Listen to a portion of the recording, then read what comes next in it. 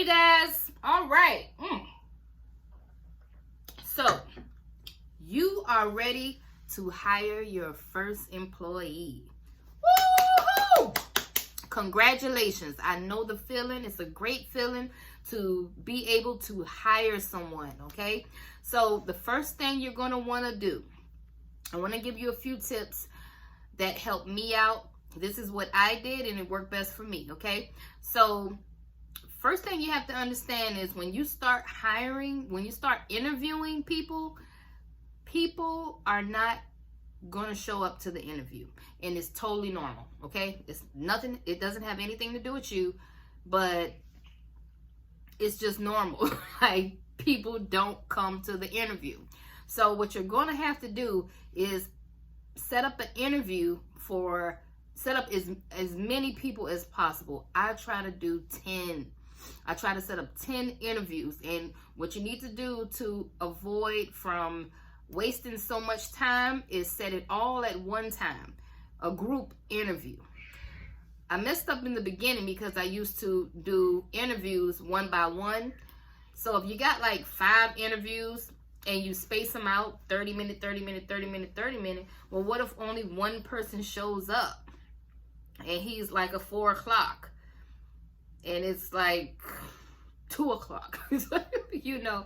So you have to think about those things.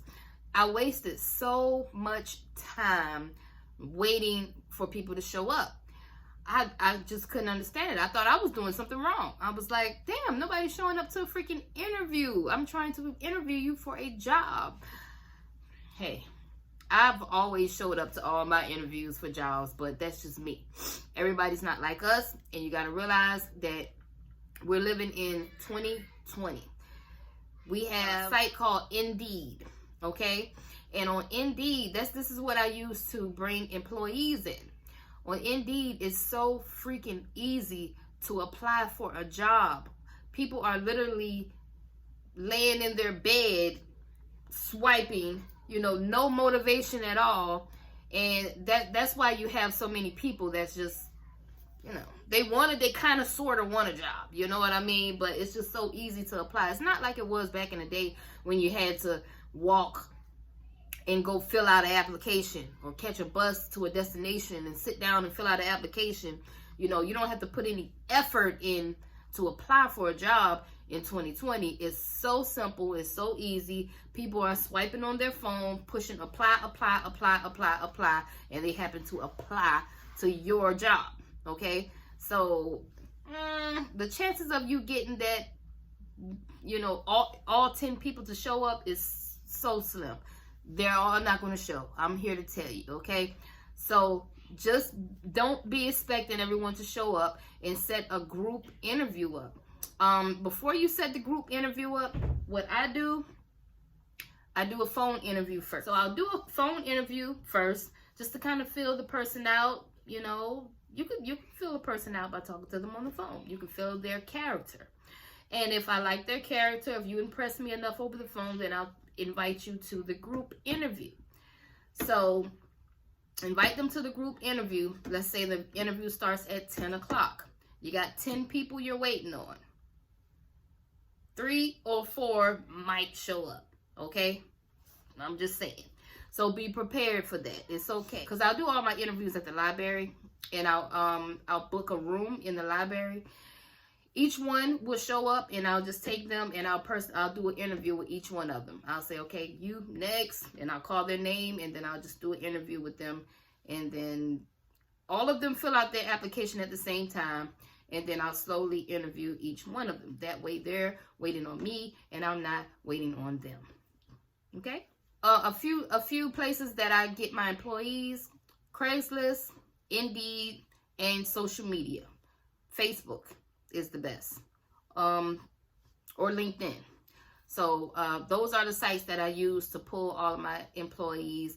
I've never had a problem getting employees off of these sites. The problem is weeding through the bad ones and getting those good ones. So you really have to be a good judge of character of who you want to represent your company. Okay, you have done your interview, your group interview, and you sat home and you went through and you said, okay, I think I got some people. So now you're ready to hire. You need the hiring paperwork. The paperwork that you're going to need is 1, application. You can pull that up online for free. 2, you're going to need a W-4. W-4 form. You can pull this up online. It's free. Then you're going to need a non-compete agreement. All of these papers, you can get them for free. You can just Google them and push PDF and something to pull up, I promise you. The next form you're going to need is a I-9 form. This is to verify that the employee is who they say they are. Okay, that's the I-9. So your W-4, non-compete agreement, your I-9 form, and make sure they fill out a application, okay?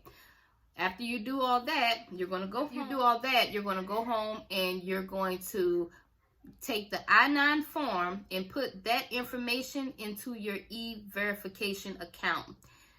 You need to set up an e-verification account because this is how you tell whether they are who they say they are, okay? People lie, they'll bring you a social security card and a ID, and you as the employer have to make sure that they match. So you use the e-verification website to do that. You can go on www.everification.gov.com so that you can e-verify that employee to make sure that person is who they say they are.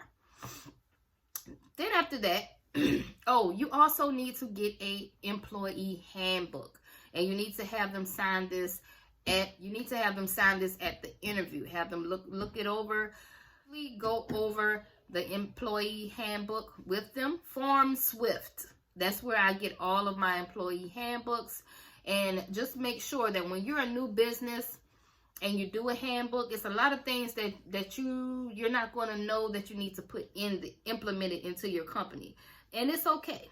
What I did,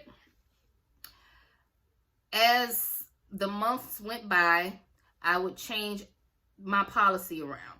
So whenever I had a problem with an employee, they came late, or I had a problem with a client, maybe they were paying late, and I need to implement a late fee into the contract or whatnot. So you're always going to be kind of switching up and implementing new rules into your handbook in the beginning until you get your handbook exactly the way you want it. So it took me about 6 months of devastation going through goods and bads, and I just tried different things out, see what's working, what's not, and every other week, I would change something inside the handbook. We got new rules, because you don't know what you're going to get yourself into until you get yourself in it. Then you'll know, okay, well, this isn't the way I want to do it. I want to do it this way. And then you kind of change your handbook up as you go along, okay? So that's what I did. Next thing you need to know is you have to have at least 2 months of employee pay in your bank account. If you're trying to hire 2 people, then you need to have their paycheck in your account for 2 months, so that you can stay ahead of the game. Your clients are going to take 30, sometimes 60 days to pay you. So these are all things that I struggled with in the beginning, and hopefully you don't struggle with the same thing. So just make sure that you have 2 months, at least 2 months of employee pay in your bank account before you hire your first employee. Always remember to do a background check. What we usually do, I believe the background check is about $15. If we decide to hire an employee, that $15 will come out of their first check. That way it's not costly to the company. They have to basically pay for their own background check. So if they are lying on their background, then, they pay for their own background check. So it doesn't cost the employer anything. So we do take background check. We do background checks on all employees, and that money will come out of their first check. Last but not least, you need to be accepting applications at all times. You are never not accepting applications. You might not be hiring, but if someone asks you about a job, always say, yes, we're accepting applications. Give them an application, because I'm going to tell you right now, the cleaning business has a very, very high turnover. It's very hard to find good employees that want to stick in this cleaning business. So you have to always be revolving and willing to take applications, so that if someone falls, you can just pick up another application and, hey, are you still interested? You sure? All right, well, meet me. Yeah. Okay. So always be accepting applications at all times. So that's it. That's pretty much all you need to get started with your first employee. I wish you guys the best. Good luck. It's going to be a very, very exciting road for you when you hire your first employees. You're going to go through good ones, bad ones. Hey, that's the name of the game. But when you have your good employees, make sure you reward them. Make sure you make them feel comfortable. This is your company, and I always feel happy that someone even wants to work for my company. It just makes me feel so like, oh, you know what I mean? You could be anywhere else in the world, but you're working for me. All right. So, you know, really, really, really like employee bonuses when you can, or maybe you can do awards. Make it fun for your employees. Don't make it so work, all about work. You know what I mean? If you can, I know it's hard because we do have to work. That's how this is how our business keeps going, because we have to work. But Christmas parties always work. Valentine's Day parties, just every now and then show your employees a little bit of appreciation. Okay. All right, so that's all I got for you guys today. I hope I was able to help someone out. Make sure you like, comment, subscribe, and I'll see you guys on the next video.